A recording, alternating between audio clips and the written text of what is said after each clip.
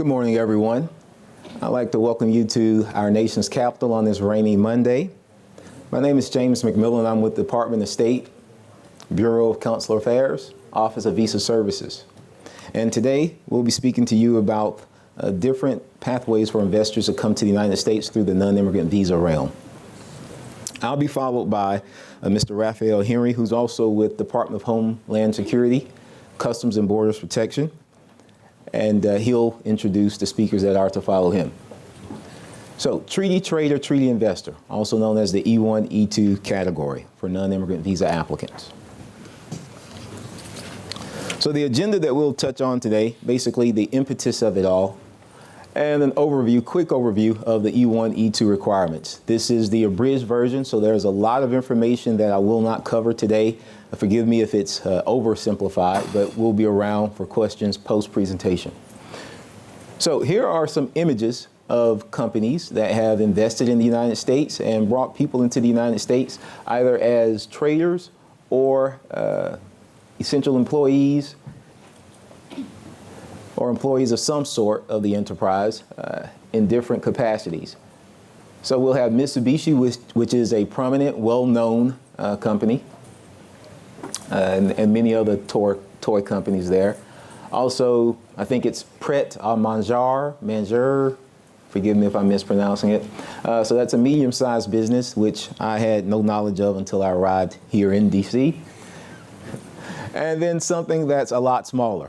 And what I really want to do is give you a sense that you don't have to be a large Fortune 500 company in order to obtain this visa and invest inside the United States. So the last picture there is an image of a supermarket. It's probably something that if you've never been to the southwest part of the United States, you haven't seen. Other than this image, I have not myself. So, treaties. This is the Treaty 1 treaty trader category. Emphasis on the word treaty. In order for a person to qualify for an E1 or E2 visa inside of the non-immigrant visa realm, there needs to be a treaty in place. Article 2, Section 2, Clause 2 of the U.S. Constitution says that the president has the power to form treaties with foreign countries. It's that simple. However, Congress has taken the position although the treaties of friendship, commerce, and navigation was really how a lot of the countries that are currently in this program got into the program, Congress has taken the position that treaties really isn't the way that we should proceed going forward, because there's a nexus to immigration through this process. It actually should come through legislation. So now it's actually through legislation that countries are admitted into this category, the E1, E2 category. The most recent country has been New Zealand. Actually, June 10th, today, New Zealand, our post embassy or consulate there in Auckland, began issuing E1 and E2 visas.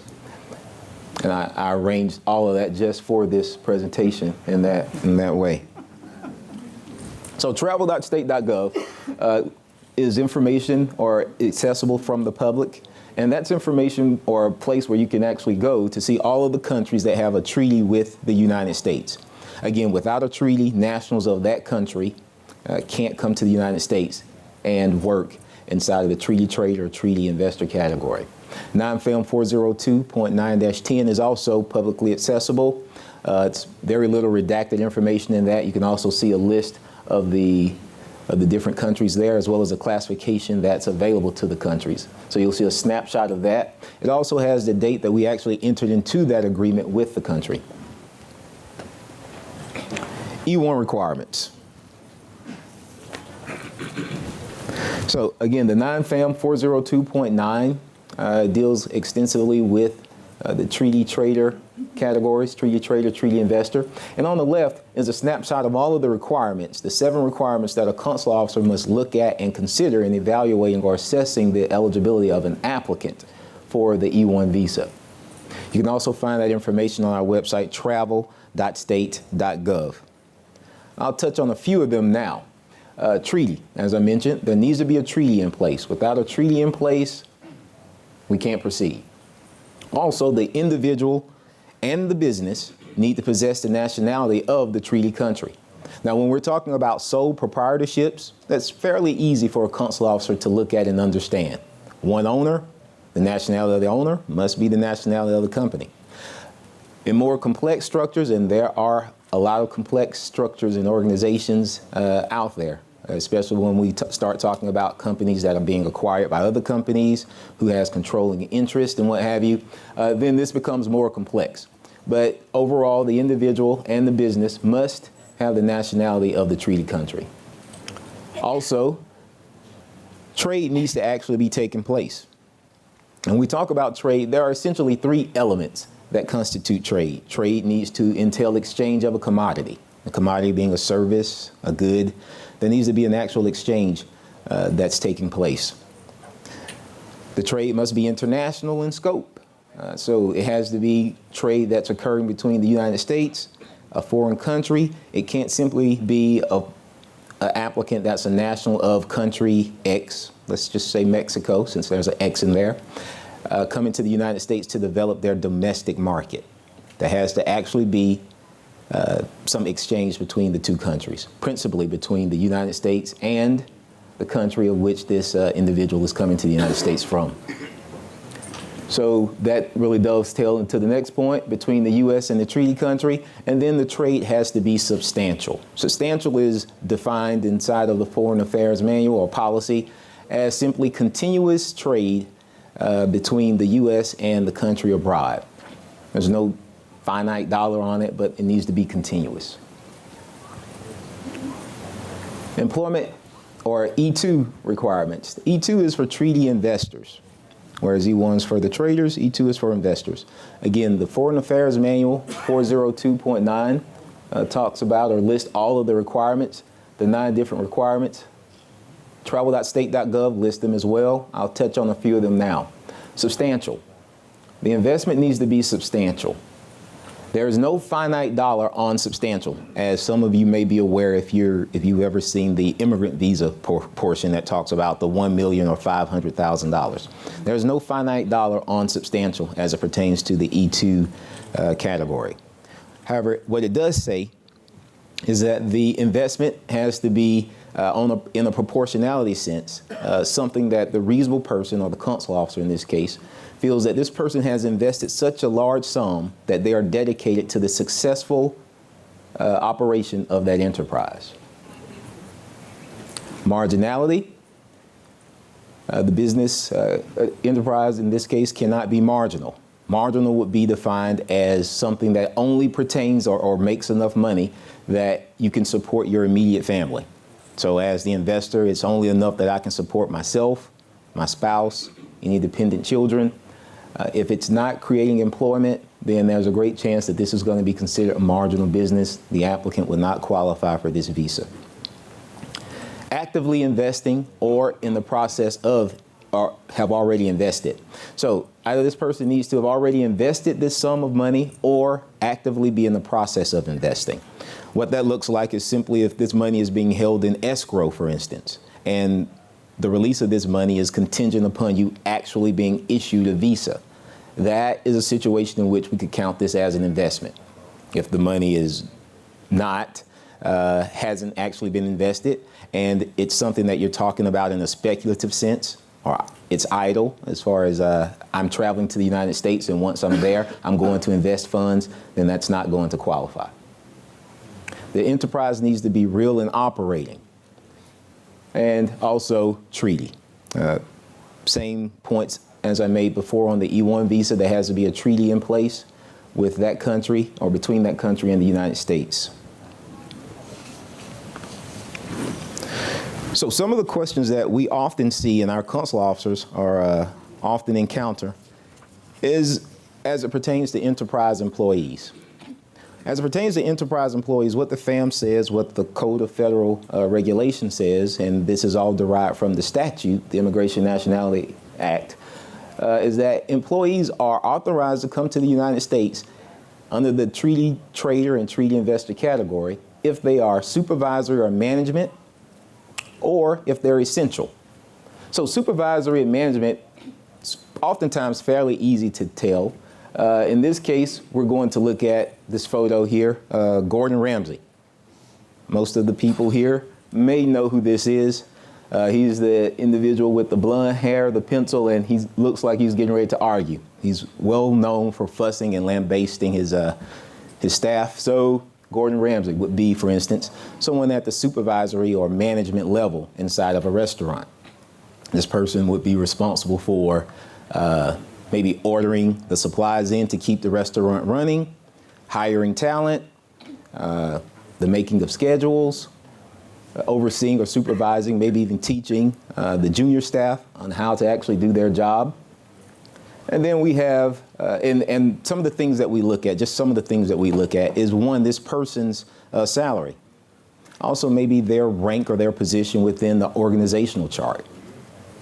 When it comes to essential employees, this is where it becomes oftentimes a little more complex to figure out who actually is essential, primarily because it's always you as the investor or trader that really is in a position to tell us who's essential to the successful operation of your enterprise. You know that better than us. However, there are certain things that we would do to try and determine whether or not this person actually is essential. Let's take this chef with the blue bandana, for instance. If this person is a simple line chef whose sole purpose is to make soups and gravies, that may not be essential. If this person is a fish chef and his only responsibility is to pick out what fish, or wine chef or pastry chef responsible for only confections, this person may not be essential. But when all of those are combined into one individual, and this person now has a title of a sous chef, for instance, and this person is responsible for teaching others or mentoring others on how to become an expert at those particular delicacies, then all of a sudden this person may be essential to the operation of that, or successful operation of that enterprise.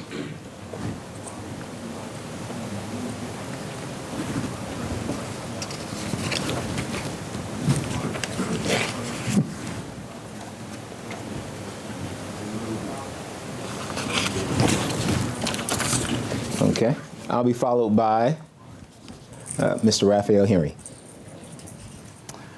Thank you, James. That's the green one. Okay.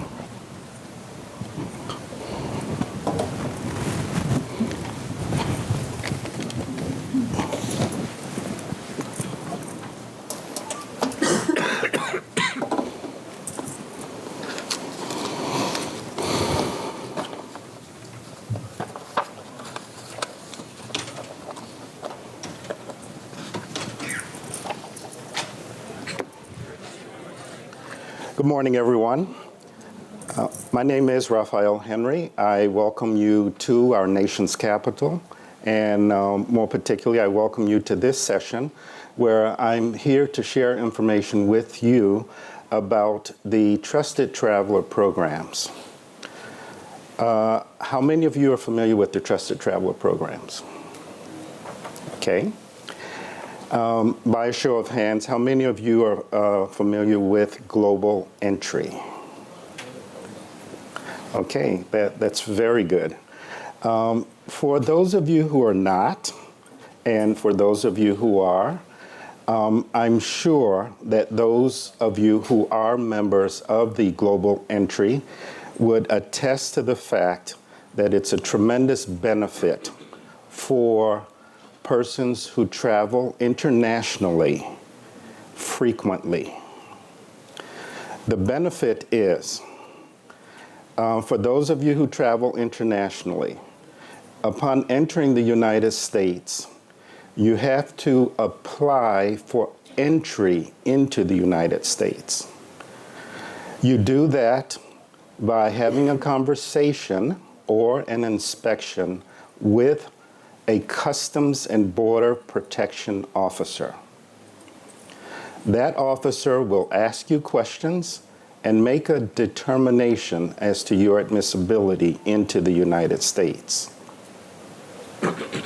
For those of you who have entered the United States frequently, or if you don't live here, or just frequent travelers, you know that very often the line to reach an inspector is extremely long. And after being on a flight for several hours, 4, 5, 6, 7, 8, 9, 10, 11, 12 hours. When you see a line that could take an hour or more, not unusual for it to take 4 hours before you're able to speak with a CBP officer who's going to determine, after you've made this long trip, if you can come into the United States. So, the Trusted Traveler Program offers to you the tremendous benefit of bypassing that incredibly long line. A process that would normally take 1, 2, 3, 4 hours has been reduced to an entry process of approximately 2 minutes. That's the benefit of the Trusted Traveler programs. Trusted Traveler programs consist of 4 separate programs that comprise what Trusted Traveler is. The most popular is the Global Entry Program. That Global Entry Program is an international bypass of having to wait in a line for hours before you can see an officer to enter the United States. Your entire entry process is handled at a kiosk. Again, that process can take approximately 2 minutes. To become a member of the Trusted Traveler Program or the Global Entry Program, it's an application process that is done online, and there's a fee attached to it. That fee is $100. Okay?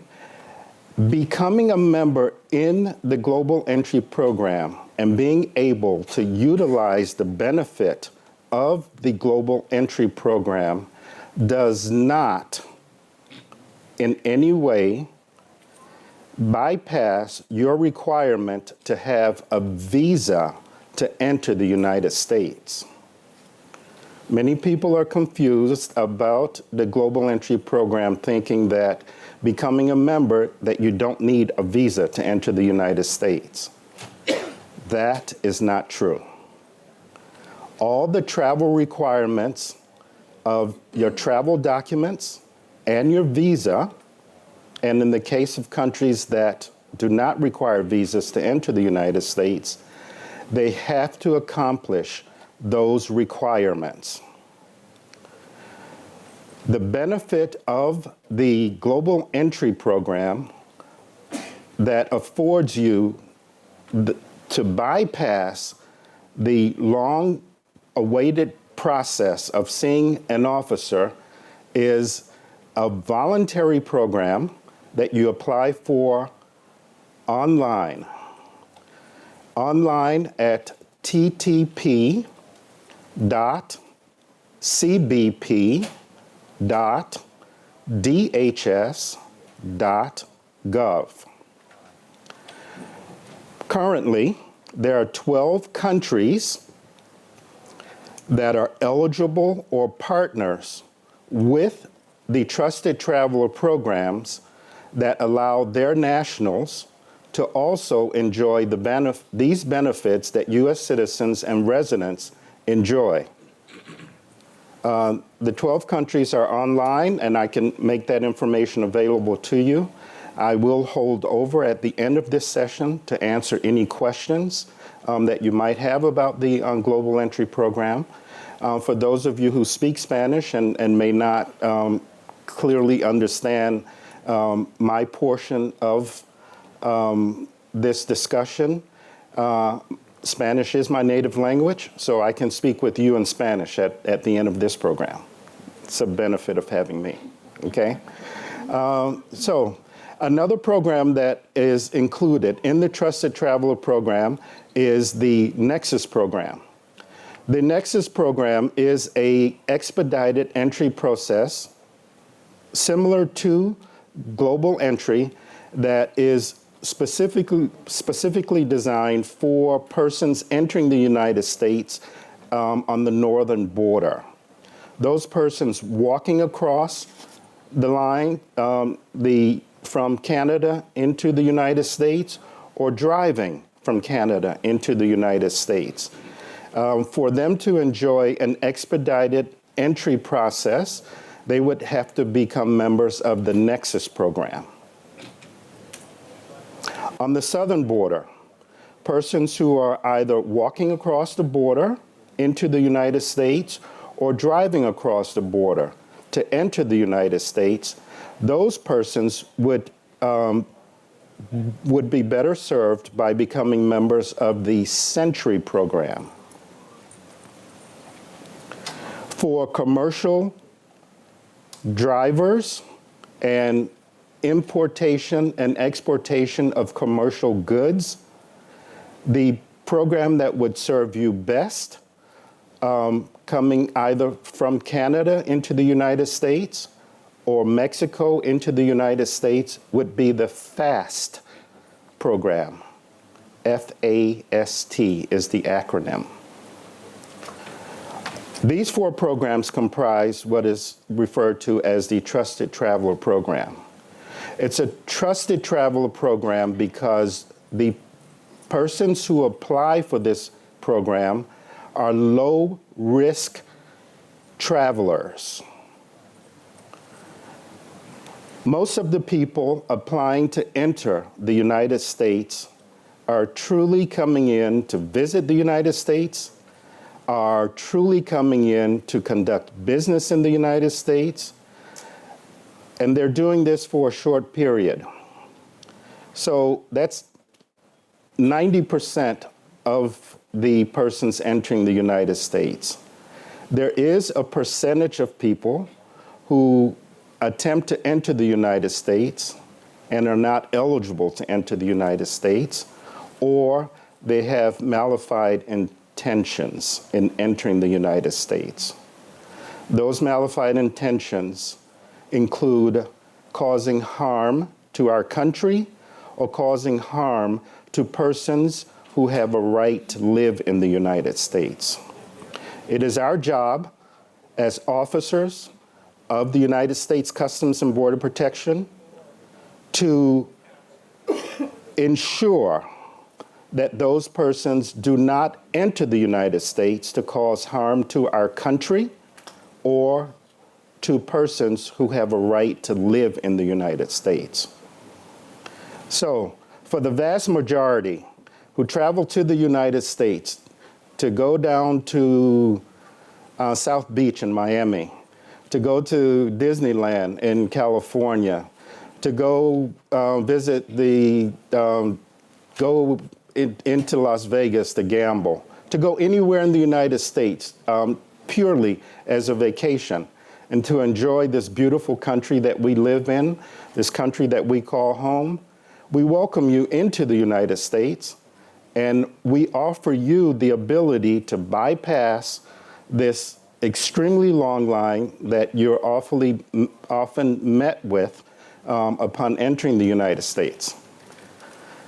I can advise you on the countries that are partner with us. At the end of this session, there are 12 different countries. If you know that your country might be interested in partnering with us in affording this benefit to persons to have expedited entry into the United States, I can begin the discussion with you, and am the person who would handle the negotiations with the 2 countries if your country is one of the countries interested in partnering with us. Global Entry has 6.4 million members. The entire Trusted Traveler Program has 8.8 million members. Again, the application process for this program is online. There's a $100 processing fee that no one can get away from. It has to be paid. and all of that process is handled online. I'm available to you at the end of this discussion to answer any questions that you might have about the global entry process. And I urge those of you who are members to help me in explaining and sharing the excitement about what the Trusted Traveler Program is. And I'm sure that just hearing about the program, that it sells itself, and many of you would be very interested if you are eligible. I can assist you with the application process. Thank you for your time, and please don't hesitate to approach me. I'm not a mean person. I'm willing to stay as long as you wish and answer all of the questions that you have pertaining to the Trusted Traveler Programs, Global Entry, Nexus, Sentry, and FAST. Thank you for your time, and I look forward to meeting as many of you as possible. And I present to you now my panelist and co-worker, Beverly Zaslow. She will speak with you about another very interesting program that the government offers to international travelers. Thank you.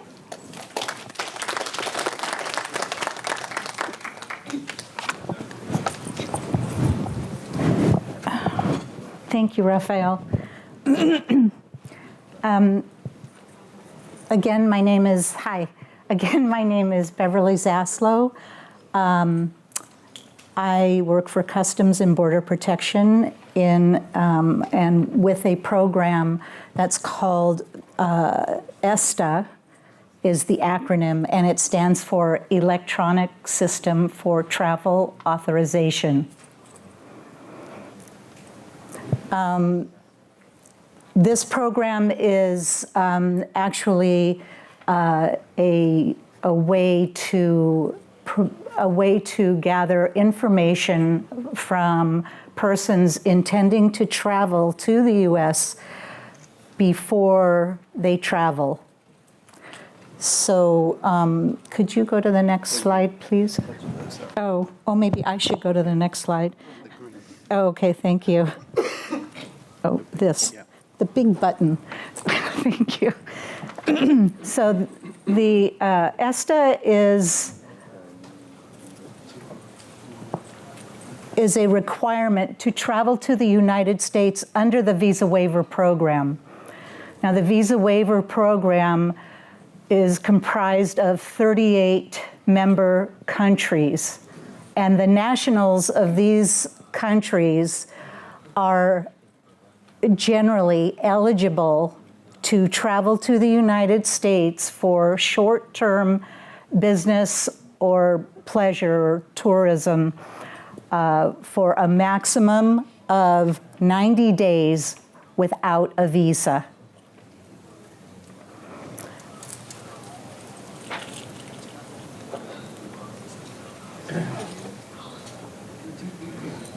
Okay, next. Oh, sorry. Okay.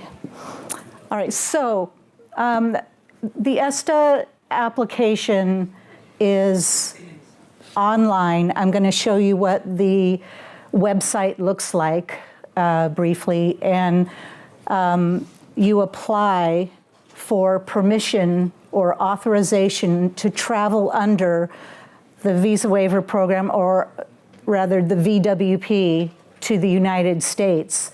Well, that allows you to travel without going to applying at the embassy or consulate for a visa.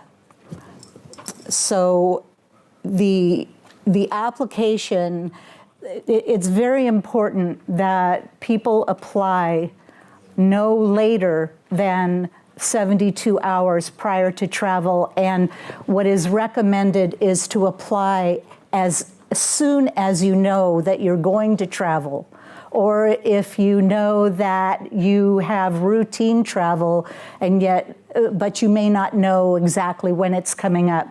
Because once you apply, and if you are approved, that approval is valid for 2 years, generally. So So it's very important to apply. I mean, don't wait to the last minute. There's no applying at the airport if you've forgotten. So that's just a very important point I want to make. So your ESTA, as I said, it's usually valid for a maximum of 2 years unless your passport expires prior to that date. And if that's the case, then your ESTA authorization will expire with your passport. And once that happens, if you know you're going to travel, you can apply for a new one. The validity of your ESTA, well, if it must be valid when you when you arrive in the U.S. So if you've applied a year and a half ago and you have 6 months left on your ESTA authorization, and you travel today, then you are going to be, as far as your ESTA is concerned, that will be a valid ESTA. That will be a valid ESTA as long as it is valid when you arrive in the U.S. You can be in the U.S. while your ESTA expires. And then you just conduct your business or your travel, and then you can apply for another ESTA at another time, but as long as it is valid when you arrive. Okay. An approved ESTA is $14, 14 US dollars. And if you are denied an ESTA, then if you are still going to travel to the United States, you must apply for a visa, a tourist visa, short-term visitor or business visa, B1, B2. Okay. I just don't get it. Okay, so this is the homepage of the ESTA website. Now, one thing I want to point out is that when people go to apply for an ESTA, I strongly recommend do not just do a Google search for ESTA, ESTA, into Google and choose the first entry that comes up, because that isn't necessarily the correct one. And there are other websites that are set up to help people apply for their ESTA, but they charge much more money. And sometimes the people will pay the money and they will go through the process, and then they will find out that their money was never even submitted to the government for an actual approval to travel. So bottom line, there are just a lot of scams out there, and you just have to be aware. So the extension at the end of the address at the website is always going to be a .gov, a GOV.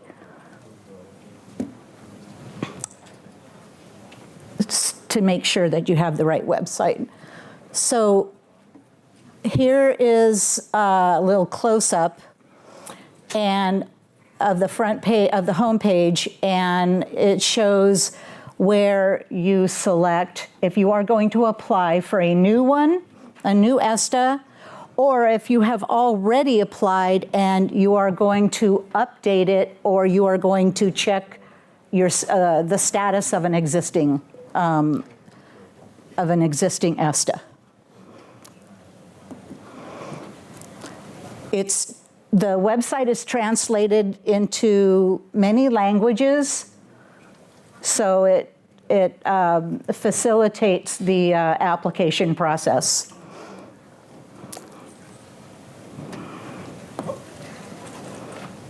And And there is a help section with a lot of information on about the ESTA program and about how to work your way through the application, and other questions about like how long you can stay in the U.S., how long is your ESTA valid for, and et cetera. So this is where if you're going to apply for a new ESTA, this is what you'll come to. It's a page, you enter your biographic information, name, date of birth, and country of citizenship, and passport information, when it was issued, expires, and your passport number, and other information.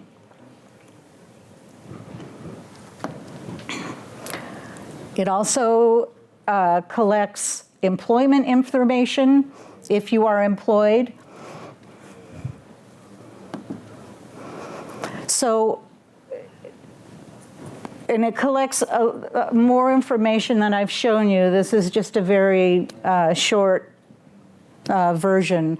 However, when you complete the application and you come to the end, you have to pay for it. So we take credit cards, we take PayPal to make it easy for across the world for people to apply. At this page, it tells you that you have to pay. You can print this page, and what it shows is there's it's kind of small, but there's an application number listed on there, and that is your application number for that particular approval. Every time you apply and you get a new one, you'll get a new authorization number. So, and then if you have to update your application, for example, if you if you are staying in a different location when you're coming to the U.S., or you are have different contact information, then you can update that you can update your ESTA with that when your application is still valid. If you get a new passport, you are going to need a new a new ESTA. This is only for your one passport that you apply with. Once it expires, you need a new ESTA that will be, if you are approved, it will be good for that passport. And that's where it talks about payment method and entering information for the payment. And so when you submit your payment, you complete your application, you submit your payment, and then you will see you will get a screen telling you whether you're approved, whether you're denied, or whether the application is pending, which means you have to go back into the application. You have to close your browser, close your screen, and wait a while, and some hours, maybe the next day, and then you go back into the application, you go back to the website, pull up your application, and check the status. And that's why I was showing you your application number. So it's a good idea to print out that page that has it so that you have that information. This is the screen you'll see if your ESTA is denied. Travel is not authorized. And in this case, you would if you still plan on going to the US, you would then have to apply for a visa. And this is why it's so important to do this in advance of travel. Don't wait till the last few days. If you have to apply for a visa, you're out of luck because you probably won't get one in 2 or 3 days, I'm guessing, in most places. And this is what you'll see if your authorization is approved. And you don't have to, the paper, if you print this out, this is not required when you come to the US, the paper printout, because the information is transmitted electronically. So, but it's not a bad idea to have it with you. And that's pretty much it. And if there are any questions, by all means, I'll be around also, and please feel free to ask. Thank you. And this is, I'm sorry, Darold. Belshe. Belshe. Good morning, everyone. I've been asked to give just a short little presentation on the changes that are going to be coming to the entry process to come into the U.S. as far as biometrics. We are transforming the travel process by using facial biometrics as a key to enhancing security and facilitating legitimate travel. CBP created a robust cloud-based matching service that leverages existing advanced passenger information to create pre-positioned galleries that we compare you to when you come in. The future that we plan is when you check in with your airline, your picture will be taken. They will verify that matches to a system that we have, that all we are matching it to is the picture on your passport or the picture from your visa or travel document that you were issued. We're not searching Facebook. We're not doing any of that. It's only official photos, and it is matching you to that. Facial recognition currently is, in most cases, more accurate than fingerprints. The algorithms that have been done are very robust and completely secure. We are currently testing this out at a number of places. All of this is for the future. It is not something, unless you're in come in at one of those few places, is not currently being done.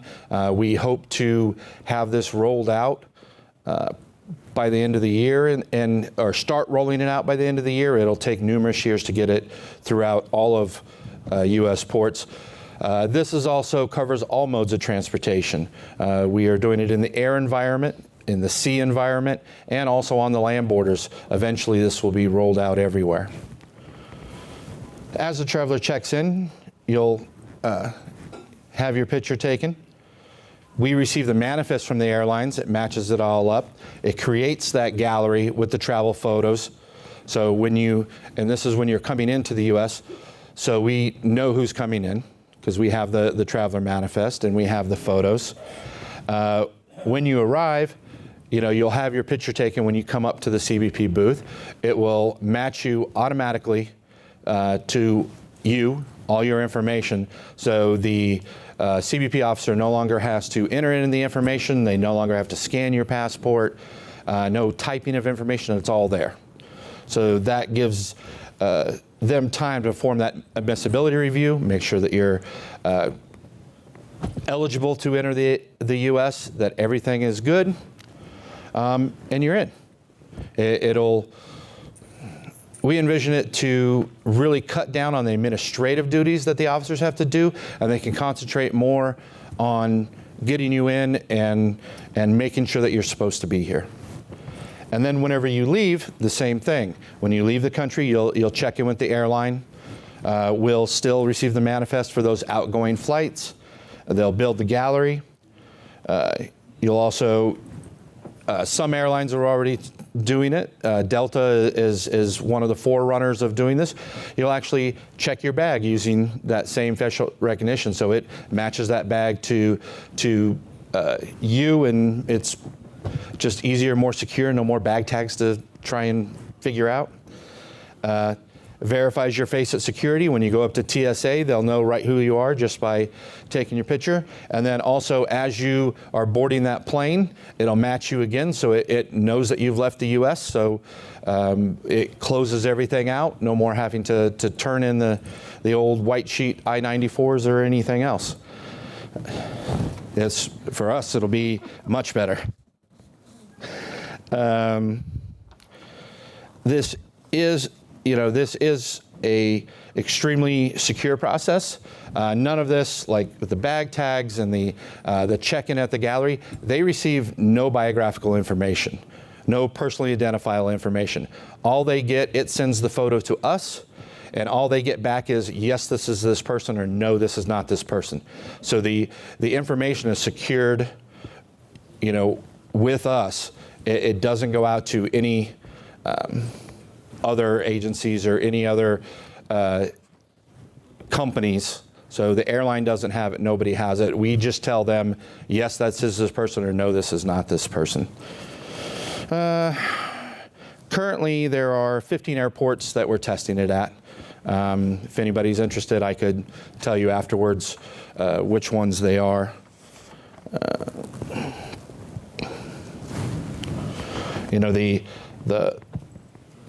What we're trying to do is really facilitate the process. The time that takes for the fingerprint collection, we'll be able to cut that down. Currently, if you are a first-time visa waiver, that we still will take fingerprints, but it's only the one time. We're just trying to make it a more seamless travel experience and reduce the inspection time and make it that 4-hour wait time, really get it down, and just make this easier, kind of bring it into the 21st century, and instead of doing the old punch out with your passport, really being able to make this a lot more secure and facilitate travel the best we can. Like I said, this is coming. This is not really here now per se, but we just wanted to give you a brief little overview of what we see coming. Thank you.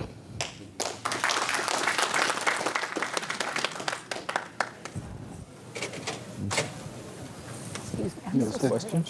Subject to your questions. Any questions about any particular phase of what we did? Just ask whoever it is of the panelists you wish to address your question to. Yes.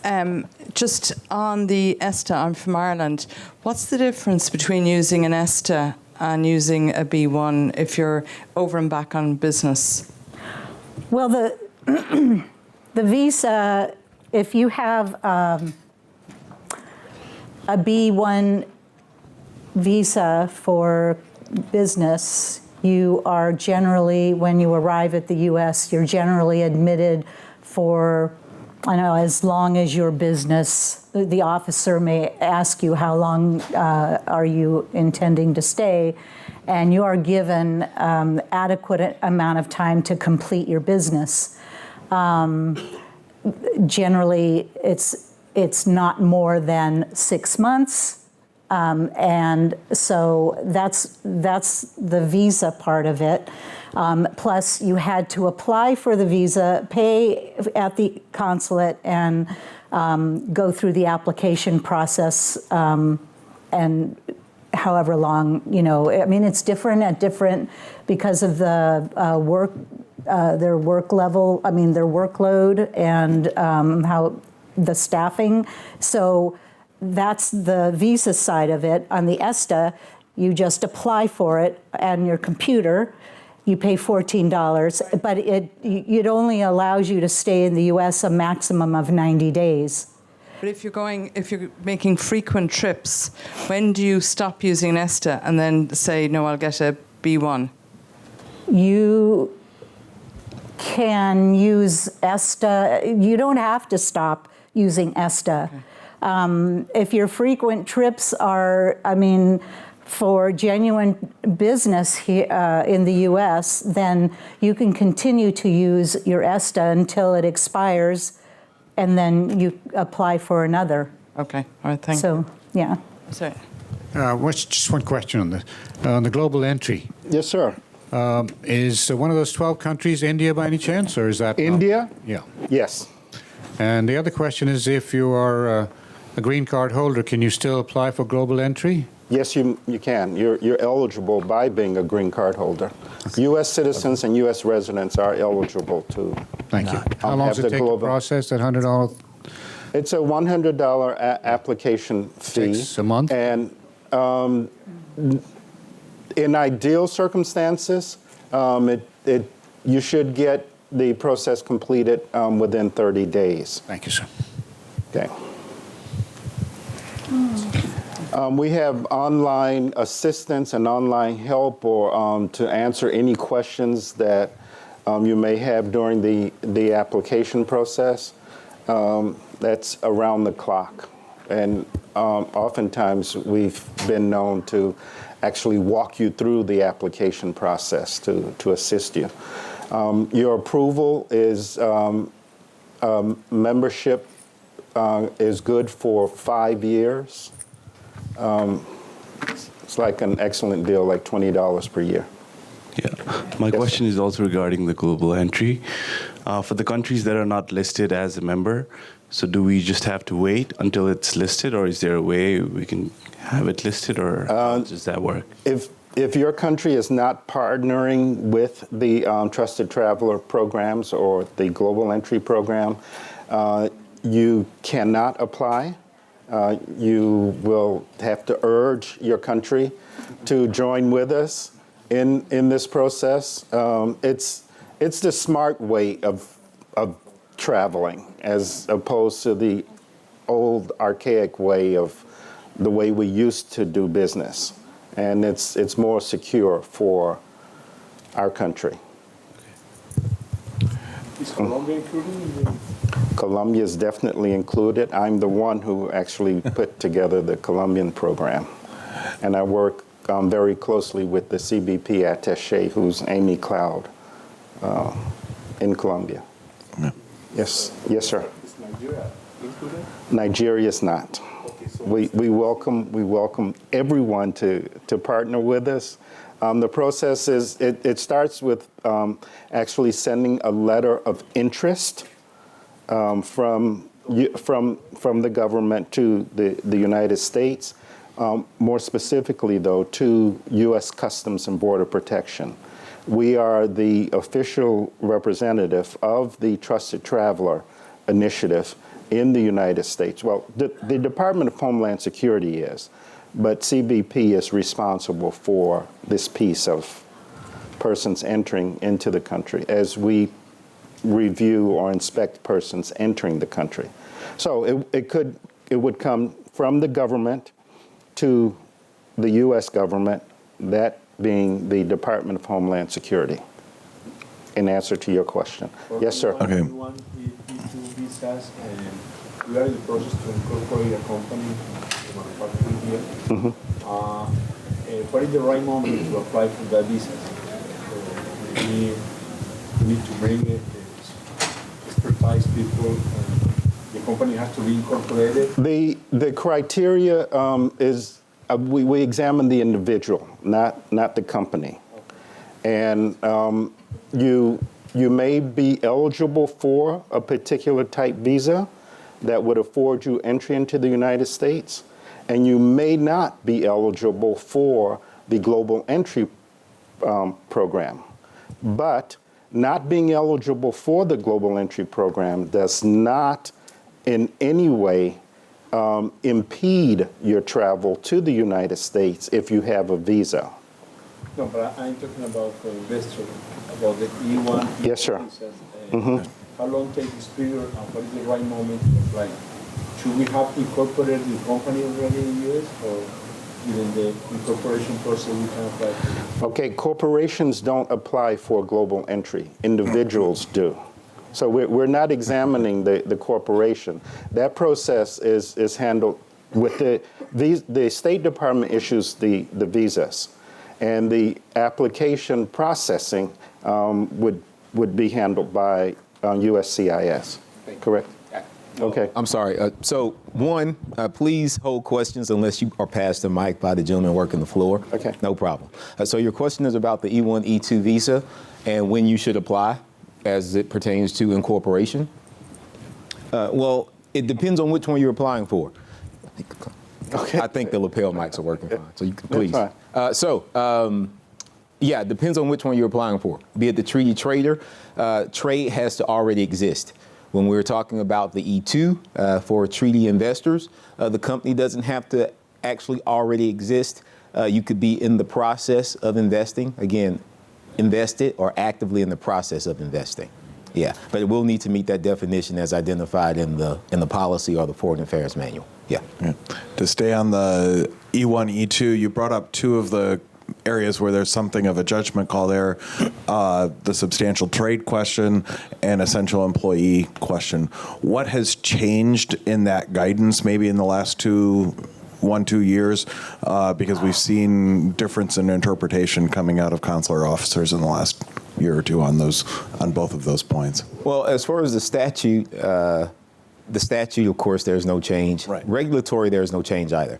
22 CFR still states the same thing. Now, we are at a point where we've been asked to sort of close the daylight that exists between 8 CFR and 22 CFR.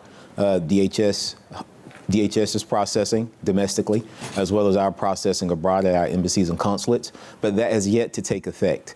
What you may actually be witnessing or aware of, though, is because each consular officer is different.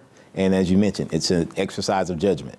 So we could very well have 2 different consular officers looking at the same situation, making a very different call. And that may very well be what you've witnessed. Thank you.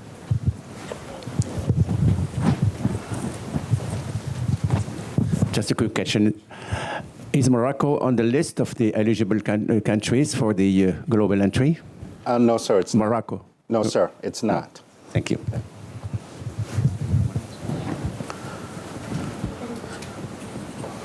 Yes, I have a question. I'm ESTA user. Can ESTA user also apply for global entry program? Yes. Can. Okay. And the second question is, one of our employer, I'm general manager of the company, and one of our employer asked for B1, B2 visa because we had an order that that our employer have to stay in U.S. more than 3 months, and the visa B1, B2 was denied. And what does it mean? And after that, the same employer asked for ESTA, and ESTA was denied. What is the next step? He have to ask next time for B1, B2 visa because the company is located in the state. Slovenia is the state is the part of Europe, and we are ESTA user. And how long this data is collected in the computer, and what is the next step, please? Thank you. I'm sorry, so you said how long is the data that we hold the data in? Yes, in the because computer? the visa was denied. Right. And yes, and we need that this employer travel next time also and make service for our U.S. customers, and what we can do. Well, okay, so number one, we hold that information for certainly the 2 years that your ESTA is valid, and plus then it will be, it is archived for 12 years, and that's the brief answer. As far as this particular circumstances, that's a tough one because it depends on why the person was denied both visa and ESTA. It may be that that person may not have another step to go to until the circumstances change. That's a very difficult question, but there's really no recourse after that. But generally, the visa part. Oh, excuse me. No, I'm that's, sorry. that's perfectly fine. So once the person is refused an ESTA application, and Beverly could certainly chime in if I'm wrong, I think the question on the ESTA application itself is to the nature or to the spirit of, have you ever been refused? And so if that is going to trigger a refuse of an ESTA denial, then you have to apply for a visa. If you can't travel on ESTA and you need to travel to the United States for something that coincides with the traveler purpose, temporary tourism, short-term business, what have you, then you're going to have to apply for a visa. And that part won't change. As far as the records being maintained in the system, I think we're losing fact of, again, the question says, have you ever been? So it's in perpetuity. So as long as that's the case, the individual will have to apply for a visa. Thank you. That's a good point. No matter how long we hold the records, if you've ever been denied means ever. Yeah. thank you. To the person from CBP, when CBP plans to roll out that facial recognition, and is that for international travel or also for domestic with the TSA or for international? Our part of it is just for international travel, and it'll be everybody. TSA, I can't really speak on what they're doing. I know that their plan is to also go to that for all travel, so for all checkpoints at the airport. But ours will just be for the entry process when you're coming into the country, traveling internationally. Yeah, can I step in? And Global Entries is already piloting at 6 different airports the facial recognition. It's in effect. So that said, we're trying to make the process as seamless as possible, but you're being thoroughly checked with the facial recognition process that we are piloting already at several airports. Is that in Dallas? Last time when I came, we were doing. Dallas is one of the pilot airports. Dallas, Atlanta, Miami, New York. We just brought in Detroit. Yes. Just one more question. For the Trusted Visa Program, an applicant who got a visa waiver, is it eligible for that? For instance, maybe he was refused in the past and then later got a visa waiver, then get entry into the United States. Can such applicant, do the Trusted Visa Program? Okay, there probably 3 of us need to answer your question. But if the country is a partnering country with Trusted Traveler, they would fill out then whatever program benefits them under the Trusted Traveler umbrella. For Global Entry, if it's a country that is a visa waiver country, then they're eligible to apply for the Trusted Traveler Global Entry program. Global Entry is an international expedited processing into the United States.